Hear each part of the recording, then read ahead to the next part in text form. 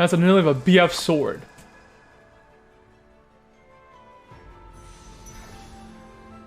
I normally go bow, but I'm just saying nearly BF sword. Nearly a BF is probably better than a bow. We're gonna hop on board with reigning North American champion, Milk Guy. Player who's recently been starting his own TikTok and also getting himself mired in some international global controversy, Bryce. Milk has a lot on his shoulders this weekend. A lot on his shoulders. Very impressive that Milk is able to compete from a jail cell, but he is that committed to teamfight tactics and playing really well coming to the event as well, so I expect him to be a force to be reckoned with. Hopping on board with Milk, we have a Nidalee start with a sword. He gets the early Astrals in. A lot of potential for Milk early on. That's right. He has the ability to lean into Nidalee reroll. We've been seeing a lot of Nidalee in other regions. I believe China is a huge fan of playing a Nidalee reroll. You put in Nidalee early. You don't care about winning at all. In fact, a lot of times you are lose streaking throughout the entirety of stage 2. And then from stage 3, very early on, you utilize the Astral trait to get Nidalee 3 very quickly, level up, and play a bunch of shapeshifters and Jades, topping out ideally on one of those dragons like Xiaoyu or Shyvana. So this is a core strategy that's available to him. However, there's a couple of conditions, Bryce, that really make this possible. I'm looking at his item set. It feels a little bit awkward right now if he wants to make it happen. It does, although on some level I think Nidalee is resistant to getting these awkward item starts. If anything, on some level it's optimal, right? He does have a Bloodthirster Slam, so if he gets the right units for it and he feels like he can play around it, then he might go for that. But he might also say, I don't love the fact that he has no upgrades, right, for his board. We haven't seen his shop yet, so it's possible that he's kind of hit everything. But with a weak opening on units, yeah, maybe he just opts into the Pandora's items. He can therefore get the best in slot items very, very early on. Also be interested to see what that Mirage trade is, given that he's favoring it with this early Mirage board.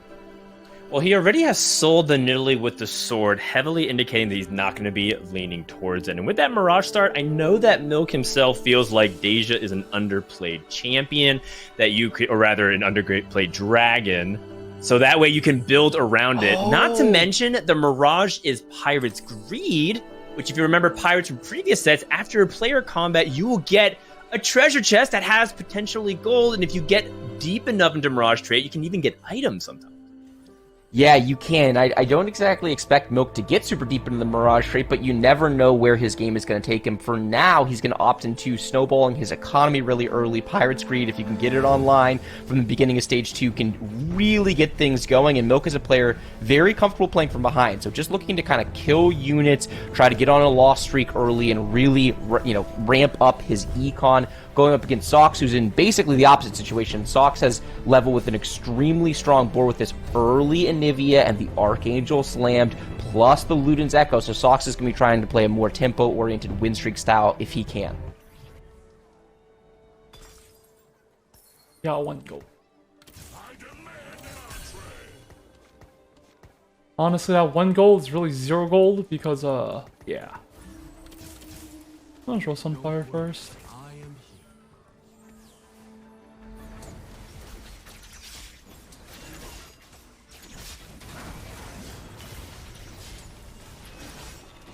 Sunfire spot.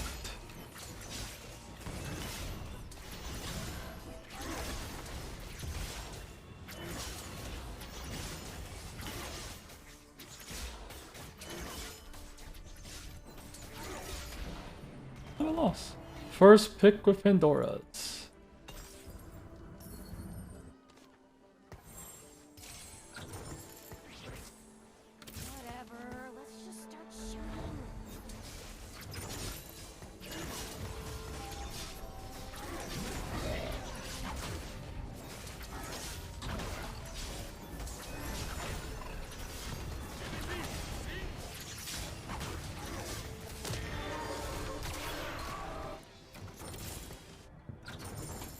Fuck it, Dragon Odds, it's time.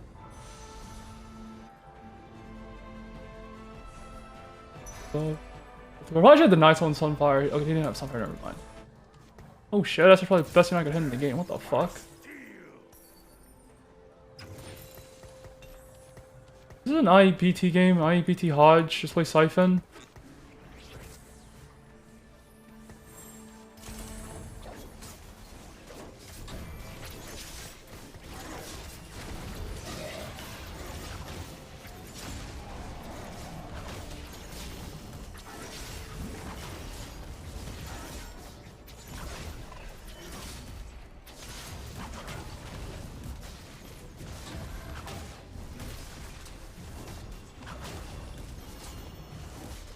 And this round fucking sucks, alerts. That's okay. This round's actually worth infinite gold, though. I should play a GSBT game. Corki? What the fuck?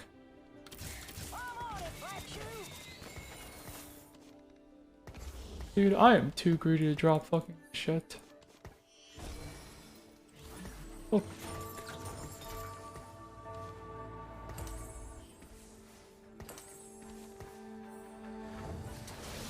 When going gets tough, you fall slow.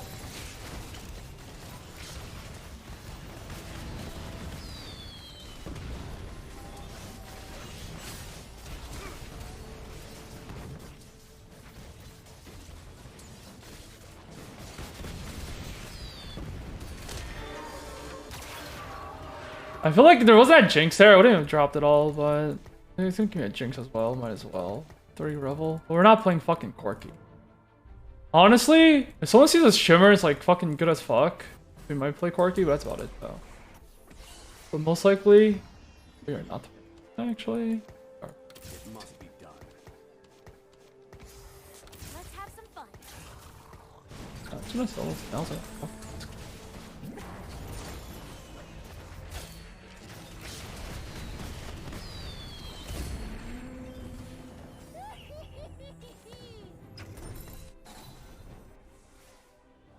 It must be done. Level 6. That is not good. Should I slam one belt? I'm down to not. Honestly, I'm pretty sure I'm just playing Siphon I slammed die already. It's okay.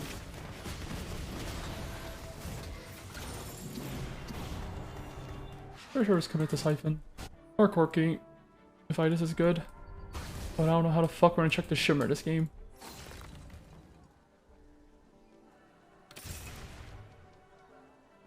Solid game. I mean, there's no way we're playing Corki this game, right? No, there's probably just BTGS. BTGS hard for Siphon.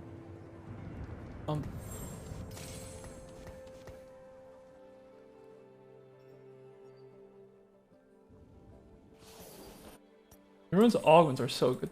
What the fuck?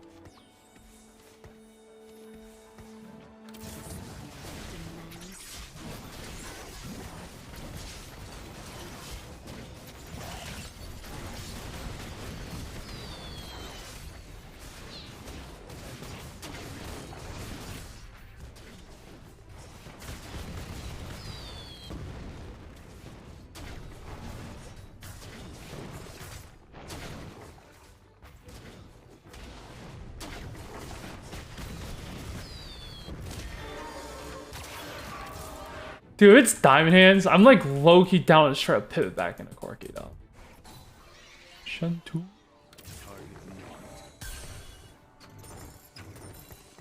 Any shimmer players?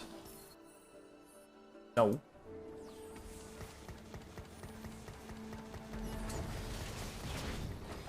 I was gonna take TF for bow off carousel.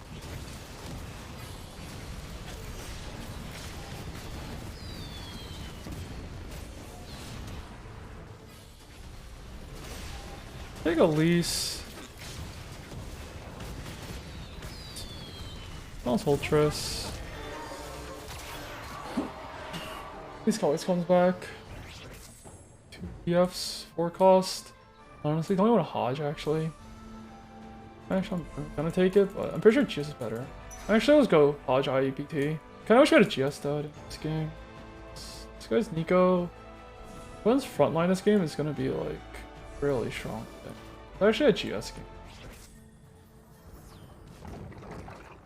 No prison can hold me. Honestly, down and just roll past Glove and Hodge and just go GS. This is a triple GS lobby.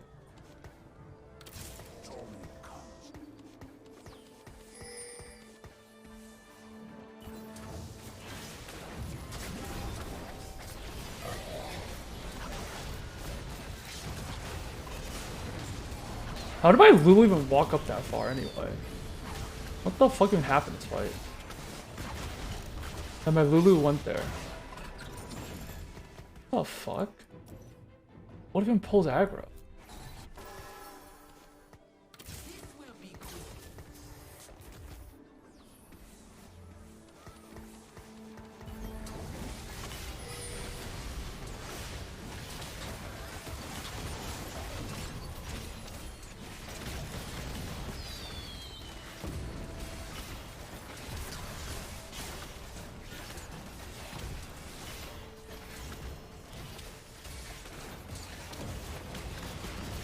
Lose to the entire lobby, but I beat the first place guy from last place.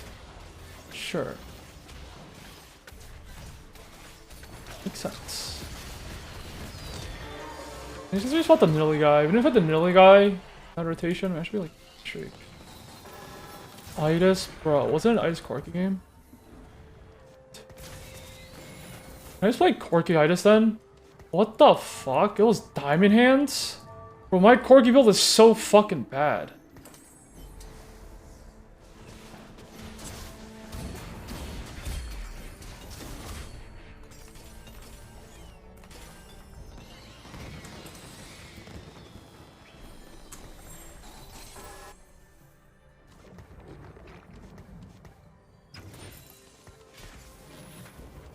Just Diamond Hands though now? What the fuck? Pivoting back? Or are you gonna go 8th because we get debated by it though? Fuck.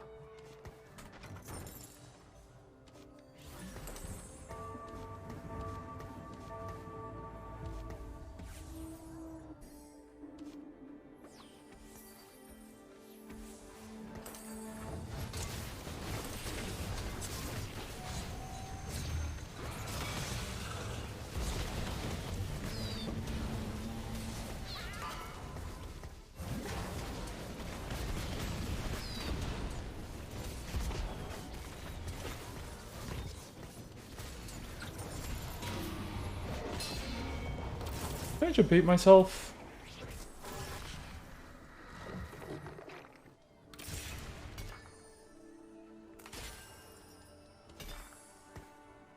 No Rage Blade Corki is so bad. Honestly, I don't even have enough damage to kill anything. Also, just look. I'll be already hit.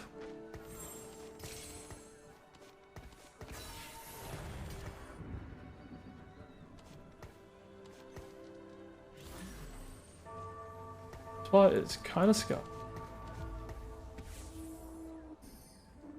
Like 2. What the fuck?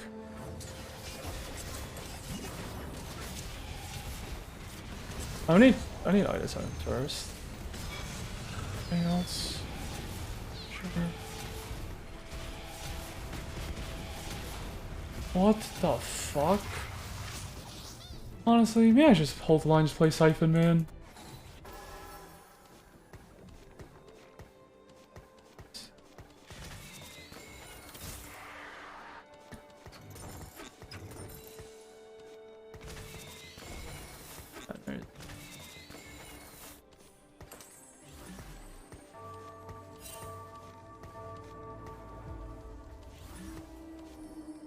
Sniper.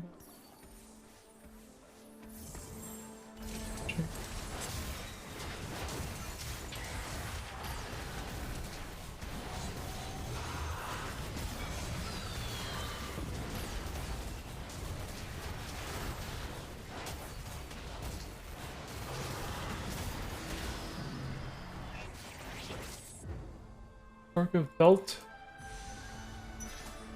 Alright, once we hit Diamond Hands, we have an actual board. It's not that shit, hopefully. We went out. Honestly, if we don't hit Diamond Hands, though, we're just gonna fucking die in 8th. I wonder how else that happens, though.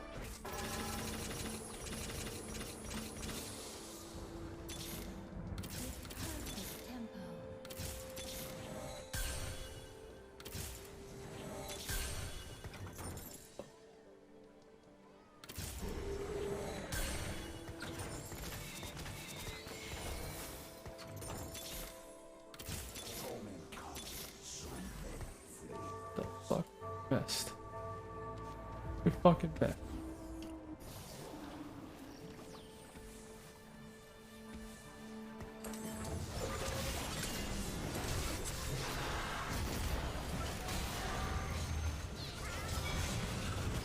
Also, I just noticed I have a chain stuck on this guy. Nice snipe wasn't marked.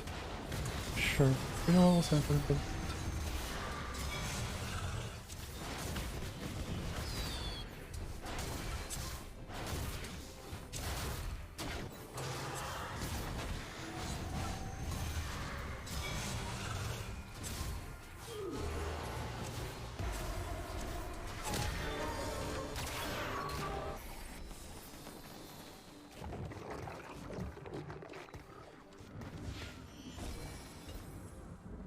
Solid giggle should do the trick.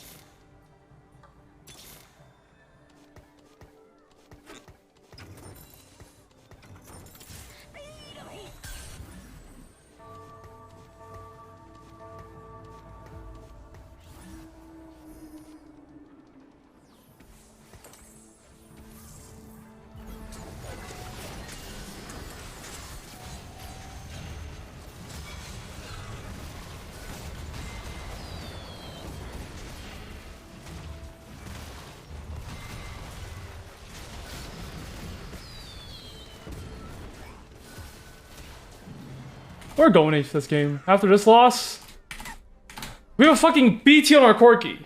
That's okay. Honestly, maybe I shouldn't have. I don't even know why I pivoted this game.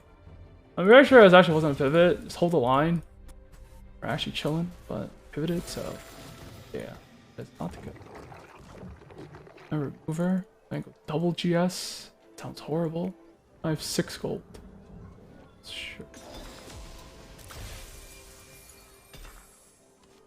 At least I don't have attack speed, I guess.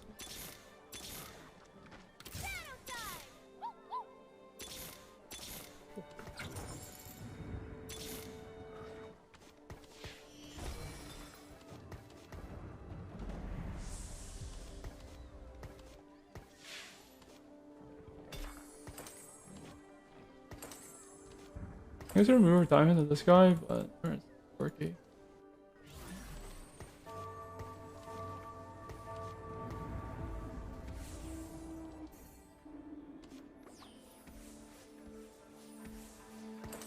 I'm BT. I'm gonna beat this guy for now, fuck it.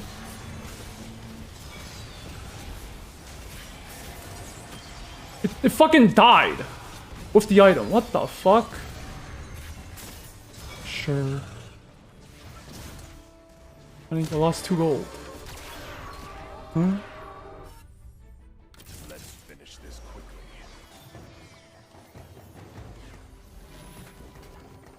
I was still a 1-star dragon. Let's have some fun.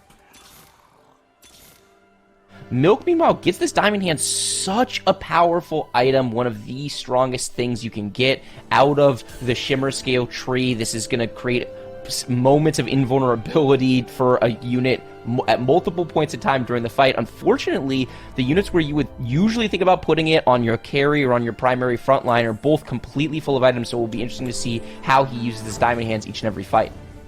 Yeah, he can place it on a unit mid-fight. I think he's going to aim for the Thresh to just keep those units busy, especially that Olaf too. Olaf not able to get it done. But now the Frozen Hearts are on both sides of the carries. Corki should be able to finish it off, though. I think there's almost out of damage. Oh, Diana able to get the kill. And that should be enough. And there's no enough damage here for Kurumx to finish off Itis. So in terms of quality of the fight, this was as good as it gets for Kurum, cleaning up almost everything.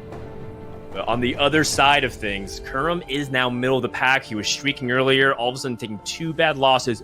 Mujo, the player that we were paying attention to early who was streaking, now on top at 63 HP. Yeah, Kurum did full send. We saw him completely out of gold, and unfortunately one Olaf short. He needs another Olaf to use that duplicator, so going for that power spike right now, unable to hit it. Meanwhile, Milksport is still hanging on with that duplicator from the Diamond Hands. He has a Bard. He does a last-second reposition. He misses the Zeke's. Very unusual micro mistake from Milk going up against Ray, who has this awesome version playing around that early Pike 2 we got with a Jade board. I love this innovation from Ray. Yeah, but the Diamond Hands keeping the Pike really busy at this point. He's isolated onto the Bard, and that's all of Ray's damage. So this is a really good play from Milk, and that is why you remove Diamond Hands every round. Take out the champion that's holding the item, it'll pop off, and then select where it can be the most value. That Pyke had 80% of his damage negated because he casted so many times onto that Bard. I'm not gonna say fucking Frozen Hearts. I know it's gonna fucking take this. I don't need QSS Corki. I'm down to go double fucking Frozen Heart, man.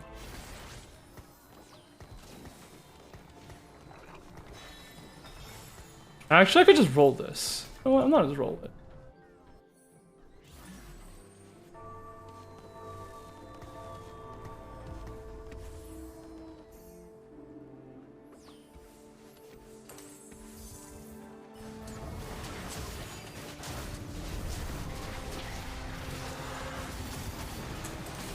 Ah. What the fuck?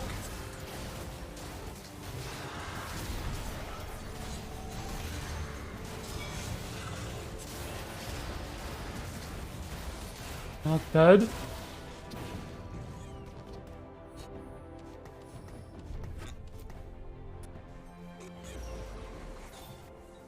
Sure, that's not bad. Belt? That's not.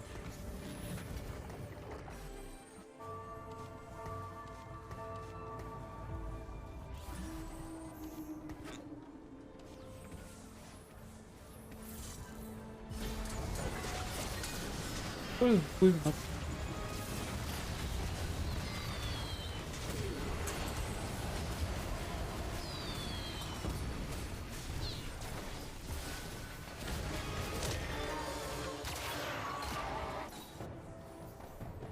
Trap Claw? Everything else is fucking useless.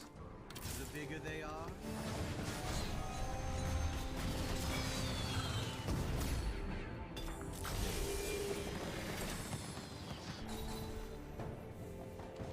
Mighty Spark.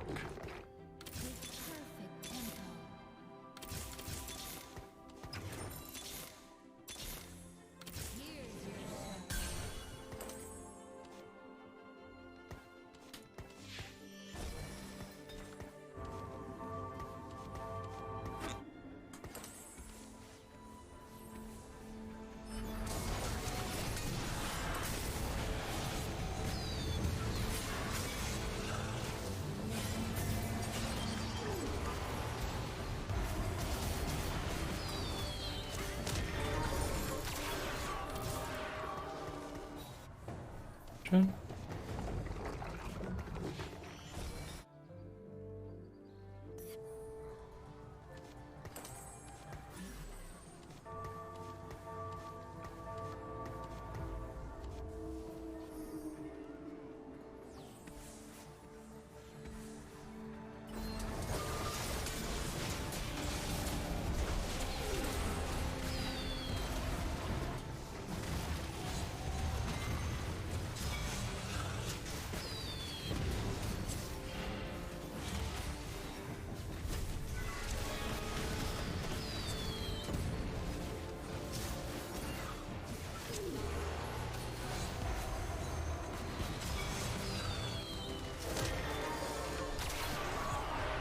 And Ray will take a 7th place, tying precedent, losing the coin flip, as Kurimex is also able to narrowly escape with the 5th place.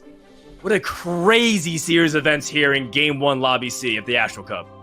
Yeah, incredibly crazy. Milk, meanwhile, doing Milk things. 1 HP is enough for this man with this very strong Corki board. Not all the way capped. One of the big differences you will be looking at in this tournament when we're trying to evaluate the strength of Corki boards is how early they get the Nomzi online. You can easily have 4-star Nomzi at this stage, which is basically a second dragon, and that's the difference oftentimes between Corki boards top 4ing or bottom 4ing, but Corki getting the job done all by himself with that Bard 2 as well, plus the Diamond Hands work going up against Socks and this Jade board, but an interesting adaptation. He has stayed on the Siphon for the entire game. The Siphon is in the backline. Bard is down. Siphon slowly but surely working his way around the Itis and trying to get access to this Corki. The Itis is down. Here comes Siphon ulti, but there's too much damage there. The Corki takes care of business on the Siphon, and Milk is living to fight yet another game. How does he keep tricking us noobs with his RNG? This guy is charging forward from 1 HP, and now he's streaking in Dragon Carousel. This is not really common, and Milk gets the Zephyr, one of the best items to tilt his odds in his favor. And Sox with a pretty unusual board too. Let's talk about that for a second. He's playing Dragon Manter, Carry, and Nivea on top of Siphon, a very unusual board. And now, let's take a look once more at Milk's state as if he's able to go to 9, play this Yasuo, get the Zephyr onto the right target. This could look like a first place for Milk. Yeah, it absolutely could, and Milk is one of the most dangerous players with the Zephyr. He is so good at anticipating enemy movement. It's a little awkward for him because he has so few units that he can theoretically put it on. Plus, he has a lack of positional flexibility with this Lulu because it really needs to be next to the Corki. We see the last second positioning. Going up against Mujo, who does he choose to Zephyr here? It's going to be the Anivia. He has to. He has no way to get to the Nico immediately. If he could choose, it'd be that way. Now trying to see if this Corki can get the big one. Big explosions, and the Diamond Hands Yasuo just tanking infinite damage as well. This is an overwhelming domination coming out from Milk. Mujo takes huge damage, now down to their last life. Let's check in on the other board. Lil Kahuna also putting pressure on Sox, and we have our 2 favorites to win the lobby who are currently streaking, as we may have these players showdown in stage 7, but they have to face each other first, and whoever wins this next fight between Milk Guy and Lil Kahuna is very likely your lobby winner.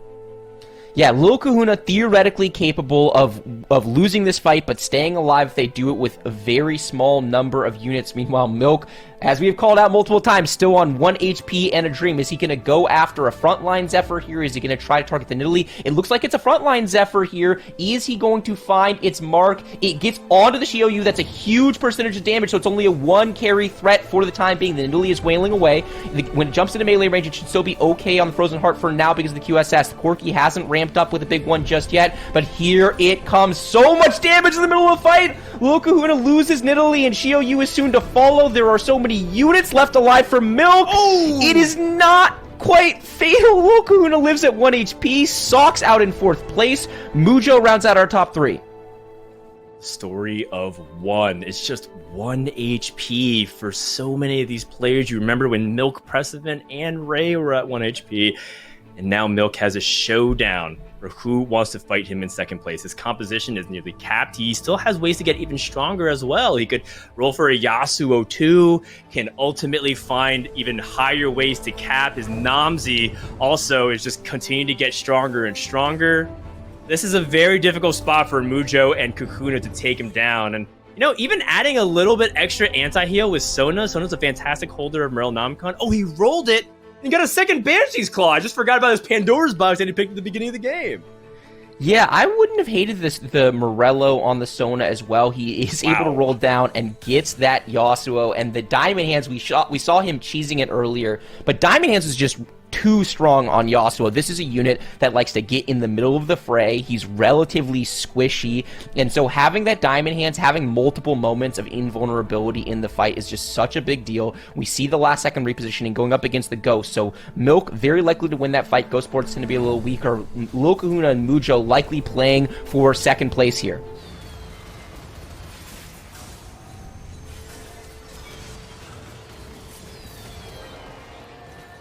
That is going to be it. Lil Kahuna and Milk are going to show down for number 1 in this lobby. Can it be, from the very get-go, the 2 players who are at the lowest HP alongside Yiggles make that comeback with these strong boards? The final touches have been done. No more gold left. What's the positioning looking like here, Bryce? I mean, last time we saw these boards fight, Milk landed a gigantic Zephyr onto the primary carry of this composition in the Shiou, and so it was really Nidalee versus the world. Milk is so capped out, I'm not sure that he is capable of losing this fight, but if Lil Kahuna can keep both carries on the map, maybe it makes a difference. Zephyr on the Yasuo, but let's see if that's enough to get it done. It's a fight to the finish. Yasuo with the Diamond Hands is now tanking, and this Corki is now starting to ramp up. Shiou has gotten past the itis, though, and now trying to work. It's a Shiou Nidalee versus the world. There's just way too much stuff. Prison Jeff does it. Game 1, Lobby C goes to your reigning North American champion, Milk Guy. This game is all luck. Bebe in shambles right now. Milk Guy navigates perfectly from behind. We talked about it when we joined his board at the very beginning of stage 2. He's very comfortable playing Lost Streak. He leans into the Pirates Greed version of Mirage. He supercharges Eco. He transitions beautifully into Corki, and 1 HP was enough in the end for Milk Guy to take that lobby win. Dude, 1 HP win? Wasn't I about to go H that game like the entire time? Like, what the fuck? I mean, I fucking just high rolled. Like, dude, like I just high rolled out of my mind that game. Like, that game was not deserved. That was like an H, for sure.